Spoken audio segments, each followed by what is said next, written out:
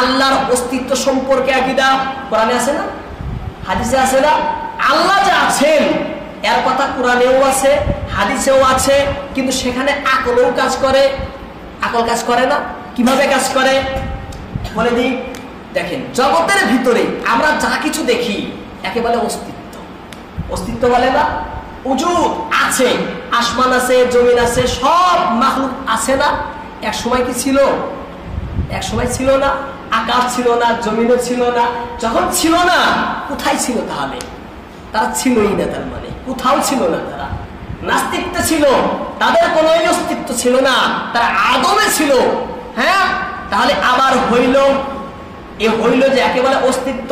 তাহলে গোটা সৃষ্টির অস্তিত্বটা এমন হইল না একেবারে সম্ভাব্য অস্তিত্ব, একেবারে সম্ভাব্য অস্তিত্ব। আরবিতে বলে মুমকিনুল উজুদ। হ্যাঁ, যার হওয়া না হওয়া বরাবর, থাকা না থাকা বরাবর, এক সময় ছিল না আর এক সময় হয়েছে, তাই আর অস্তিত্বটা হওয়া না হওয়া বরাবর হইল না। হ্যাঁ, আবার কিছুগুলো বস্তু এমন আছে যা আজ পর্যন্ত হয়ই নাই, থাকতে তো পারে, হয় নাই, এরকম তো আছে। কারণ যখন এই গোটা জগতে ছিল না আবার হয়েছে, তাহলে আমরা জানি যে কিছু এমনও আছে যারা আজ হয় নাই। যদি হয়ে যায় তাহলে হওয়া না হওয়া বরাবর হবে, তাদের অস্তিত্বটা সম্ভাব্য অস্তিত্ব হবে। আর যদি না হয়, যে না হয়ে থাকে, তাহলে তাদের অস্তিত্বটা অসম্ভাব্য অস্তিত্ব হবে। তাকে আরবিতে বলে মুমতানিউল উজুদ। হ্যাঁ, এবারে আকাশকে কে অস্তিত্ব দান করলো? এই জমিনের অস্তিত্ব কে দিল? এই হাওয়া বাতাসের অস্তিত্ব কে দিল? এই গাছ বৃক্ষ তরুণতার অস্তিত্ব কে দিল? এই মানব দানবের অস্তিত্ব কে দিল? আর একটা অস্তিত্ব দরকার, দরকার না? আর একটা এমন সত্তা, এমন একটা জাত লাগবে যেই জাতে এই গোটা সৃষ্টিকে অস্তিত্ব দিয়েছে, লাগবে না? এবার সেই জাতকে, সেই জাতটার, তার জাতটার রূপ কেমন? অর্থাৎ রূপ মানে হাকিকত কি তার জাতের? তার জাতের বাস্তবতা কি? তার জাতটা কি রূপের জাত? সেটা কি এই জগতের মতোই সে জাত? সেই জগতের মতোই সে জাত? হ্যাঁ, সে জাতটা যদি সম্ভাব্য অস্তিত্ব হয়, তার মানে মুমকিন উজুদ হয়, তাহলে তার মধ্যেও তো হওয়া না হওয়া বরাবর হবে। হ্যাঁ, হওয়া না হওয়া, তাহলে তার জন্য আর একটা সত্তা লাগবে তাকে বানাবার লেগে। আবার সে সত্তা তার মধ্যেও যদি মুমকিন উজুদ হয়, তাহলে আর একটা জাত লাগবে।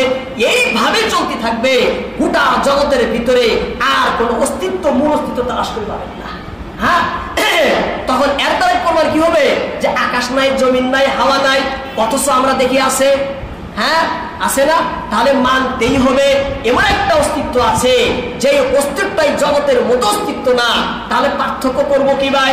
তখনই পার্থক্য হবে যখন সেই অস্তিত্বকে আমরা কি মানবো? অবশ্যম্ভাবী অস্তিত্ব মানবো। যার অস্তিত্ব হওয়াটা, যার থাকাটা জরুরি, যার হওয়াটা জরুরি, যাকে থাকতেই হবে চিরকালের জন্য, যিনি আছে, যার ভিতরে কোনোদিন নাই ছিল না, মানতে হবে না? দেখো, অবশ্যম্ভাবী অস্তিত্বকে মানতেই হবে। একেই তো আরবিতে বলে ওয়াজিবুল উজুদ। আরবিতে বলে ওয়াজিবুল উজুদ। আমরা সেই জাতটাকে আল্লাহ বলি। সে জাতটাকে কি বলি আমরা?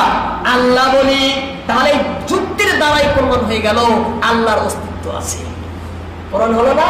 যুক্তির দ্বারা স্পষ্ট হলো যে আল্লাহর অস্তিত্ব আছে। কোরআনেও আছে, কুল হুয়াল্লাহু আহাদ, আল্লাহ একক, এই যে আল্লাহর অস্তিত্ব প্রকাশ করতেছে।